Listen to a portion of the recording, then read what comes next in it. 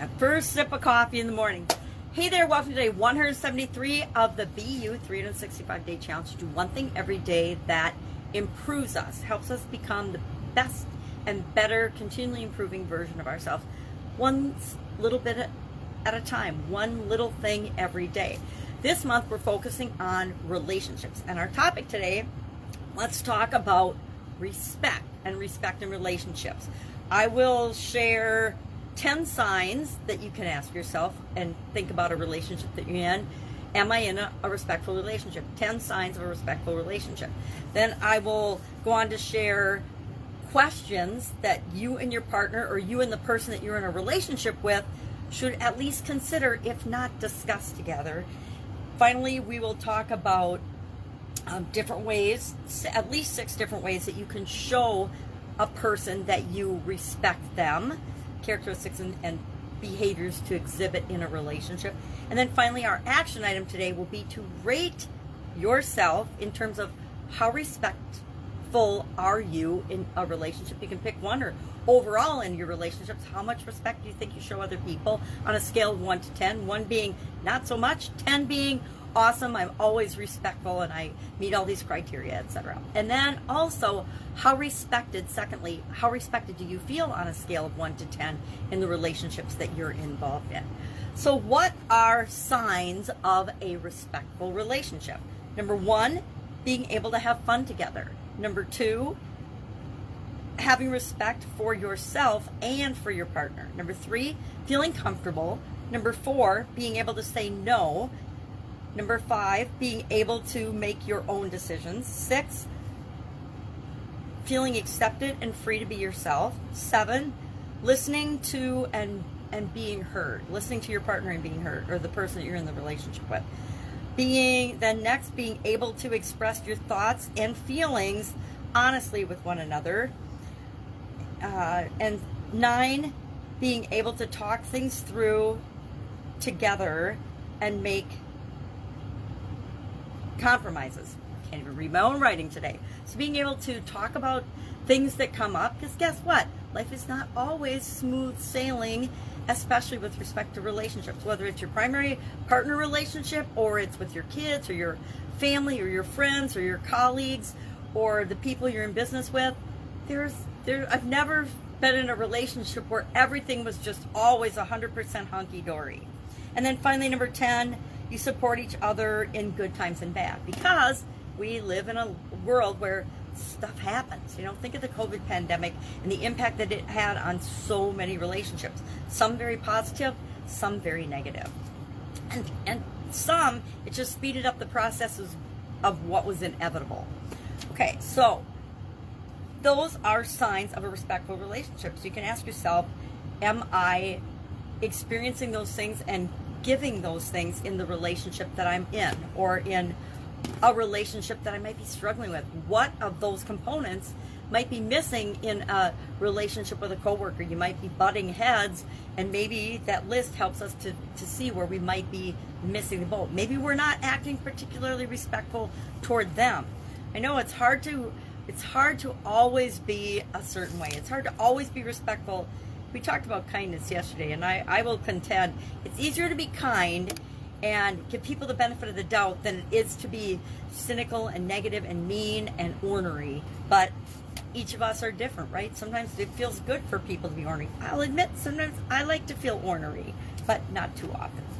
All right, next let's talk about questions that if you're in a relationship, you should at least ponder, and if possible, if it's a really important relationship to you, have the discussion with the other person that you want to be in the relationship with, or are in the relationship with.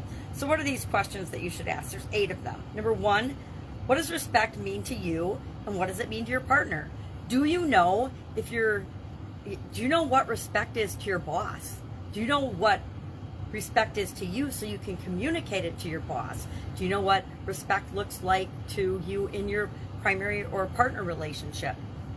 I know that I always know when I feel disrespected, but I might not be able to put into words what that actually looks like to me. But I think it's a lot of these things that we're going to talk about, ways to show your partner respect in a minute. So what does respect mean to you? This is one of my biggest things over probably the last 5 to 7 years is, what do things mean to most people? What do they mean to some people? But most importantly, what do they mean to me? What does success mean to me? What does failure mean to me? What does opportunity look like to me? What does hope, joy, fear, struggle, every word, everything we say, and especially emotional words, what do they mean to me? Because that's the most important thing, because that's how I'll show up in the world. So have that conversation. What does respect look like to your partner? Because it's like the love languages. You might be looking for love in a certain way, in a primary way, and your partner's looking for it in an entirely different way. So when you're giving love in the way you like to receive love, he might totally be missing the mark when it comes to the person that you're in a relationship with. How do I know? Been there, done that. We like to be loved the way we like to be loved, but other people want to be loved the way they want to be loved, right? Number 2, if your definition is different, how are you going to manage this? How are you going to manage if you have different love languages? Well, you're going to get better at giving the person what they need, and they're going to get better at giving you what you need if you want the relationship to last. Number 3, what are the boundaries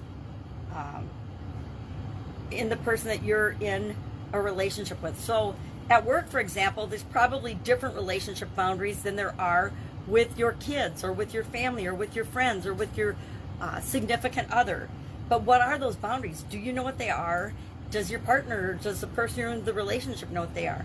One of the first things I do whenever I'm working with someone new, and whenever I was in a new job in corporate America, or I had a new employee in corporate America, is we sat down and we shared expectations. And in those expectations are, well, what do I expect from you? What do you expect from me? And that is a sign of respect. I respect that you were hired to do this job. You have all these skills and abilities, but how you do it, it's up to you within the guidelines of the results that we need to get.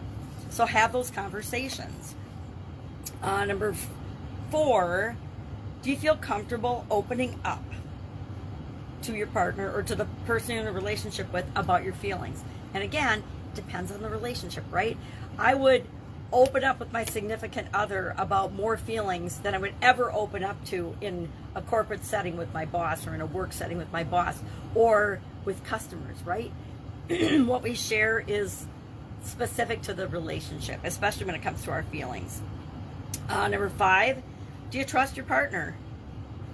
Trust is, and we talked about trust is a huge issue in relationships, whatever the relationship is. Do I trust my boss? Am I in do we have common values? Do we have common goals that we're working toward for the organization? A lot of people in the world have their own agenda, and it may or may not be consistent with the organization or the relationship or whatever else. And you have to understand and know what that is, and if you can go along with that or not.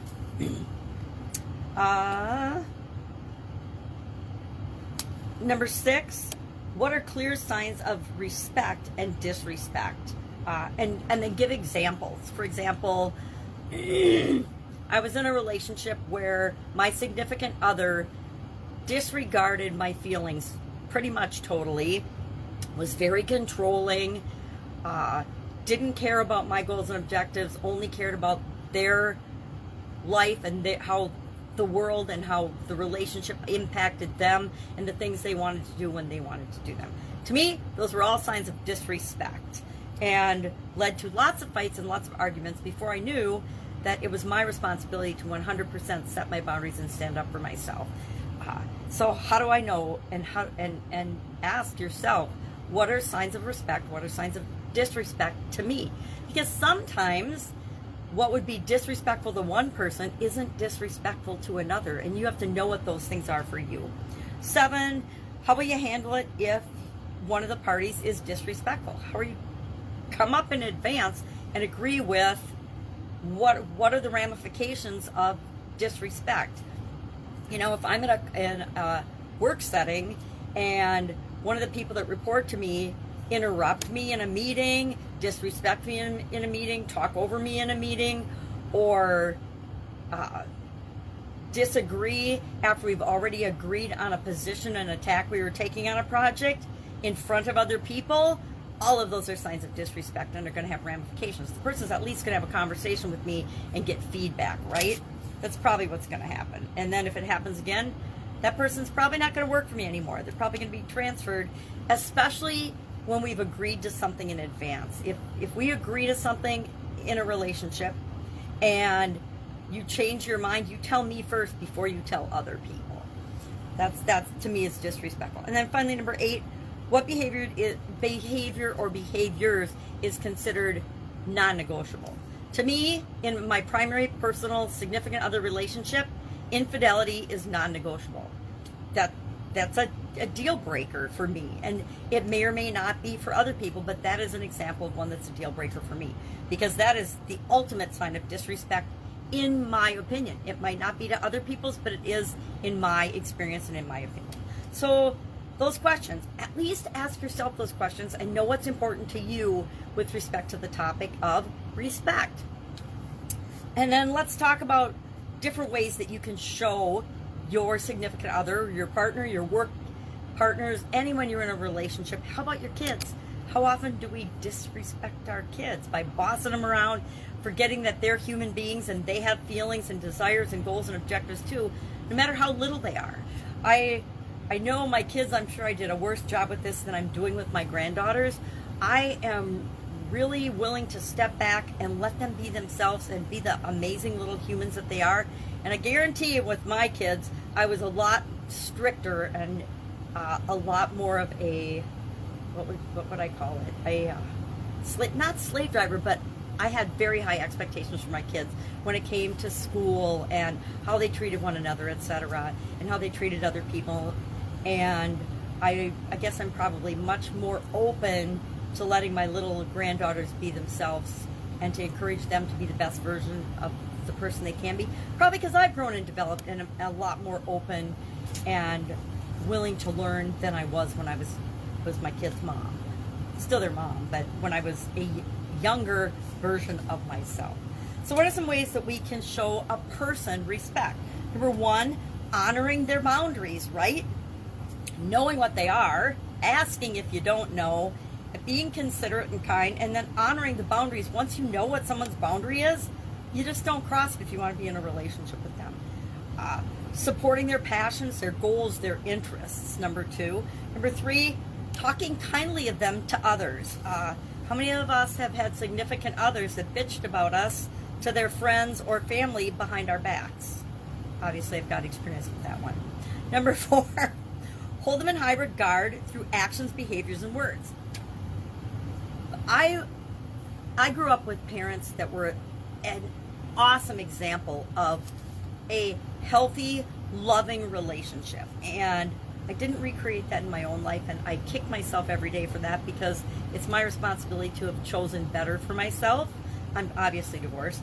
But my parents were a perfect example of how to love one another, how to get along, understanding one another's boundaries, supporting one another, talking positively about the other, and always being their best friend and ally, even though they would argue. I don't even remember if my parents argued a handful of times. Mostly they would disagree over us girls and what we should or should not be spending on. But they were a perfect example, and they held each other in high regard and were each other's best friends their entire lives. My dad passed away about 7 years ago now, and I know my mom misses him with all her heart every day. He was her best friend for, they were married 70 years. So, no, not 70 years when he passed away. Probably close to 60, because my mom's 85. Anyway, and she got married when she was like 21, maybe 20, 21. Number 5, strengthen communication. I don't think there's very many things that communication won't improve. That's why we're going to spend a whole month focusing on it.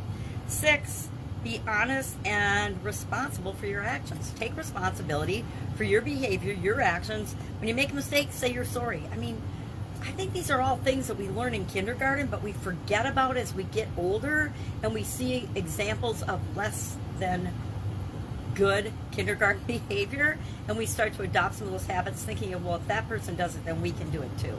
Not the best way to be.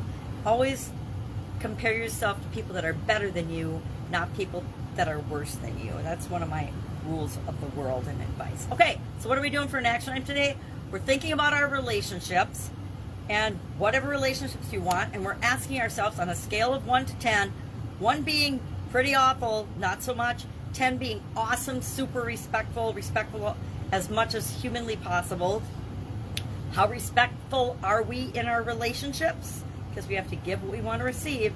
And how respected do we feel in some of our relationships right now on a scale of 1 to 10? Maybe with your boss right now, you feel like you're a 4. You're not respected very much, but maybe you're only a 5 on the respect level. So you know that if you increase your respect toward your boss, you'll get better respect in return. And if you don't, maybe it's time to rethink that relationship and that role. I've had to do that in the past. We all have. So that's it. Any questions, hit me up. Just ask. Otherwise, I'll be with you tomorrow. We will talk about another relationship-related topic for this month, as we're doing one thing every day to become a better version of ourselves. All right, have an awesome day. Go respect yourself for sure, and other people as well.